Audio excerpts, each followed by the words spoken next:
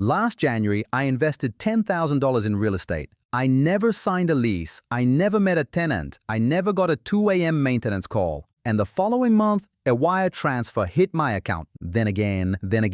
That vehicle is called a REIT. And today, I'm going to tell you exactly how it works. Real numbers, real limits, and the trap I wish someone had warned me about before I invested. In this video, I'm giving you 3 things. 1. How a REIT actually works, the complete mechanism. 2.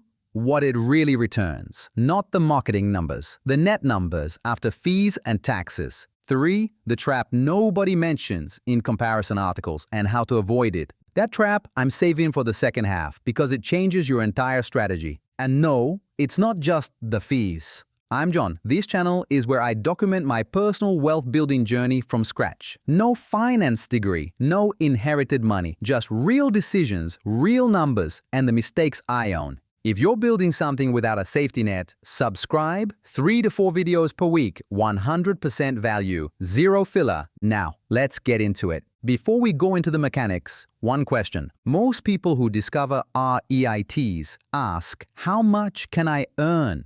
Almost nobody asks, how much do I actually keep after taxes? Those two numbers are very different, and the gap between them determines whether REITs belong in your strategy at all. I'll show you the exact gap with real math in part 4. A REIT, Real Estate Investment Trust, is a company that pools capital from thousands of individual investors to buy and manage a professional real estate portfolio. Here's the complete mechanism in 4 steps. You buy shares like any stock on any brokerage platform. The REIT uses that pooled capital to purchase properties at institutional scale. A professional team handles every tenant, every lease, every maintenance call. You receive your proportional share of rental income as a quarterly, sometimes monthly, dividend. That's the model. You own a slice of a real estate empire without owning a single brick. The US REIT market represents over $1.3 trillion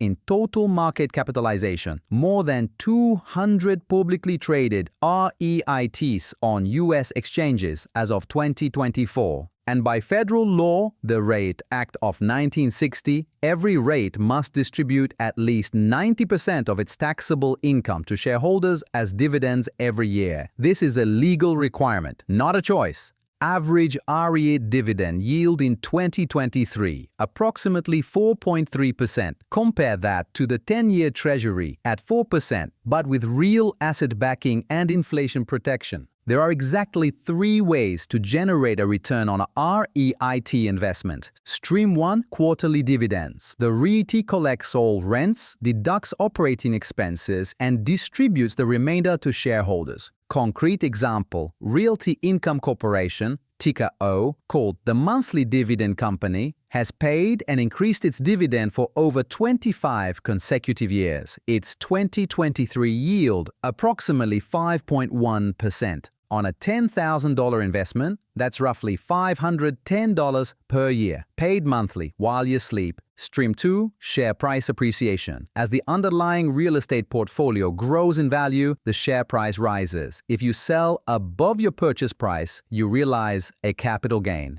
This is not guaranteed. In 2022, office REIT prices dropped 20% to 40%. The Vanguard Real Estate ETF, VNQ, fell nearly 26% that year alone. Real estate is not immune to macro conditions. We'll get into why in a moment. Stream 3, sector selection. This is where most beginner REIT investors leave significant money on the table. Top performers in 2023, data centers plus 29.3%, industrial plus 7.2%. Worst performers, office minus 10.5%, retail minus 6.3%. Being in the right sector matters more than picking the right individual REIT. I'll show you exactly how to position for that. Now, I'm going to tell you what most REIT videos completely skip. There's a question almost nobody asks before investing in REITs. And that question fundamentally changes your real net return. It's not, what's the yield? It's not, what sector should I pick?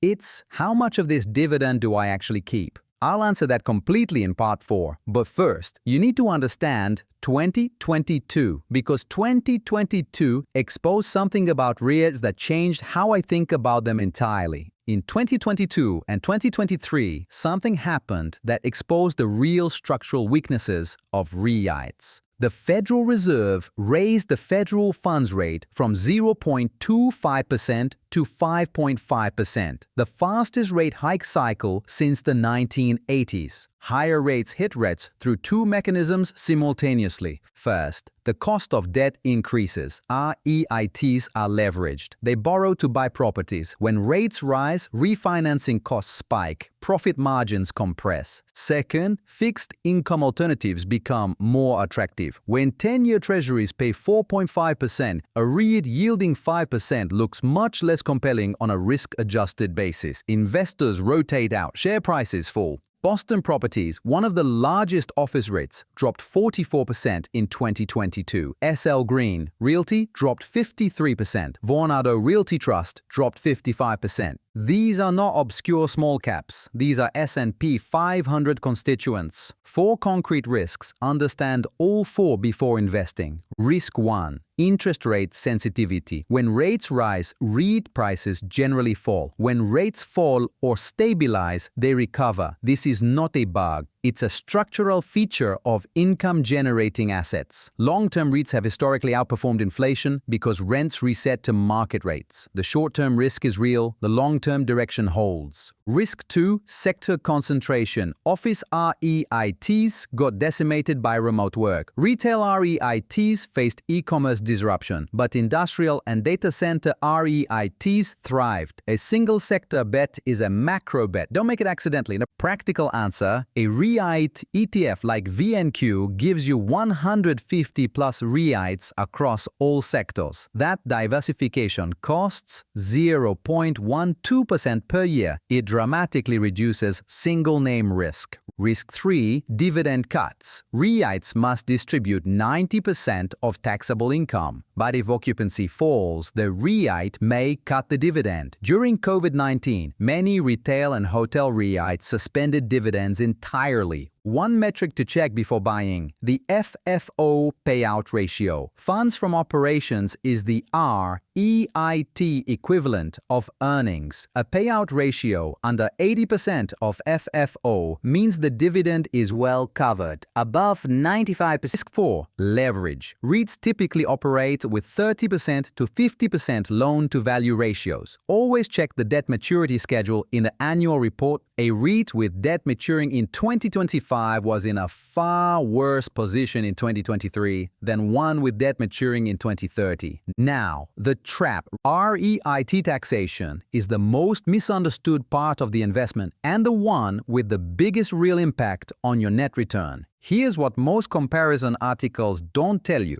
Unlike most stock dividends, REIT dividends are not qualified dividends. They are taxed as ordinary income at your marginal tax rate. You're in the 32% federal tax bracket. You receive $1,000 in REIT dividends. You owe $320 in federal income tax, plus state taxes depending on where you live. Your net dividend, roughly $680 or less. Compare that to Apple's qualified dividend, taxed at 15% maximum, same $1,000. You keep $850. That difference compounds over 10, 15, 20 years into a number that will genuinely surprise you. Let me show you the exact math. $20,000 invested in REITs for 20 years at 8% annual total return. In a taxable brokerage account at 32% marginal tax rate, you lose approximately 32% of dividends each year to taxes as they hit. Compounding is interrupted every quarter. Final balance after 20 years, roughly $58,000.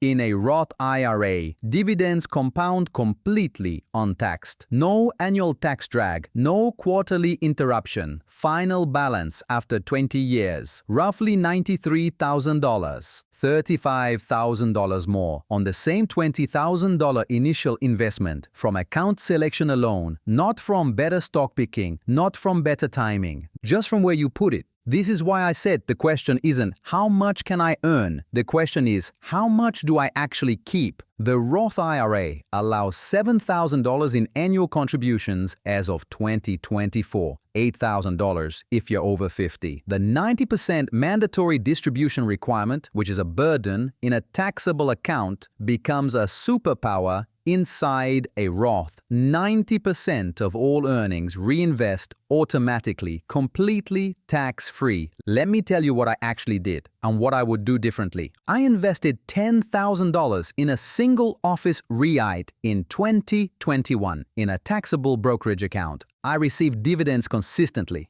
and the share price dropped 31% in 2022. Am I losing money overall? Not quite. Dividends partially offset the capital loss, but if I'd known what I know now, I would have done 3 things differently. A diversified REIT ETF, not a single office REIT, a Roth IRA, not a taxable account, a clear 12-year horizon with automatic dividend reinvestment, not a passive hold and watch. That's exactly what I'm going to show you now. Here is the combination I wish I had known before investing. A diversified REIT ETF, VNQ for broad exposure, or a custom mix of industrial, healthcare, and data center REITs, held inside a Roth IRA on a minimum 10-year horizon, with dividends automatically reinvested. Why an ETF and not individual REITs? Because sector diversification has proven more important than stock selection. The difference in total return between VNQ and the best performing single REIT in any given 5-year period is consistently smaller than the difference between being in the right sector versus the wrong one.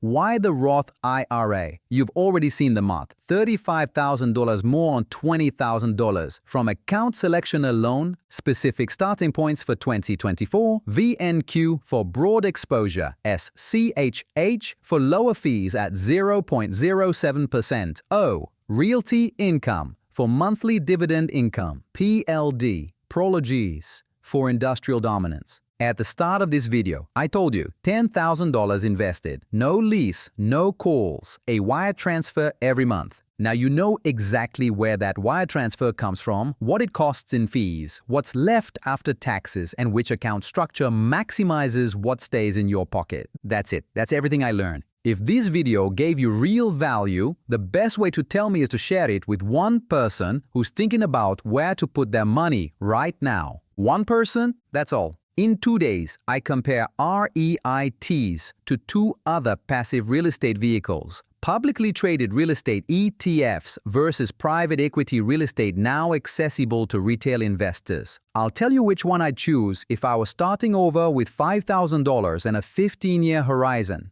The answer is not what most people expect. Hit the bell, you don't want to miss that one. I'm John. Subscribe for a new video every other day. Free, no fluff. See you in 2 days.